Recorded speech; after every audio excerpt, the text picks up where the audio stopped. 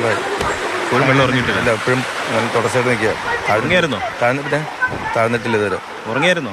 ഉറങ്ങുന്ന എന്താ, കുറച്ചൊക്കെ ഉറങ്ങി. ടെറസിന് മുകളിലാണ്, താഴൊന്നും പറ്റില്ല. ആരെങ്കിലൊക്കെ വന്നിരുന്നു രാവിലെ? അധികാരികൾ, ജനപ്രതിനിധികൾ? അല്ല, അധികാരികളൊന്നും കണ്ടില്ല. മറ്റുള്ളവരെ അവർക്ക് നന്നായിട്ട് കിടന്ന് ഉറങ്ങുമായിരിക്കില്ലേ? അവർ ഉറങ്ങുന്നുണ്ടാവും.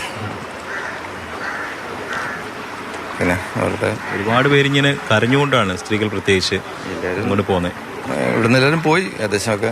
കുറച്ച് സൗകര്യമുള്ളവർ മാത്രം ഇവിടെ നിൽക്കുന്നുണ്ട്, മുകളിൽ കയറി കിടക്കാൻ പറ്റുന്നത്. എല്ലാം നഷ്ടപ്പെട്ടു എന്നാണ് ഒരു അമ്മ കരഞ്ഞ് പറഞ്ഞുകൊണ്ട് പോയത്. എല്ലാം പോയി. എല്ലാം ഫ്രിഡ്ജ്, വാഷിംഗ് മെഷീൻ, അങ്ങനെ സാധനങ്ങളൊക്കെ വെള്ളം കയറി. മോട്ടറുകൾ എല്ലാം വെള്ളം കയറി പോയി. എത്ര രൂപ നഷ്ടമുണ്ട് ചേട്ടന്? ഒന്നും പറയാൻ പറ്റില്ല.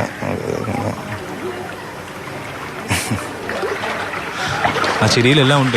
എന്താണ് എല്ലാം നഷ്ടപ്പെട്ട് നിൽക്കുന്ന അവസ്ഥയാണല്ലേ? അതെ, മഴയത്തെല്ലാം പോയി. ഞാനിപ്പോൾ വാടകയ്ക്ക് വന്നിട്ട് ഇവിടെ 6 മാസമായിട്ടുള്ളൂ. ഇപ്പോൾ നമ്മൾ തറയിൽ ഗ്രൗണ്ട് ഫ്ലോറിൽ വെള്ളം കയറിയ കാരണം അത്യാവശ്യ സാധനങ്ങളെല്ലാം വെള്ളം കയറിയിരിക്കുക. അത് ഇന്നലെ വെള്ളം കയറി എല്ലാം വെള്ളം ഇറങ്ങി ക്ലീൻ ചെയ്തു. ഇന്നലെ വൈകിട്ടായപ്പോൾ പിന്നെയും കയറി. ഇപ്പോൾ വീണ്ടും മഴ വരും. വീണ്ടും മഴ വന്നാൽ വീണ്ടും വെള്ളം കയറും.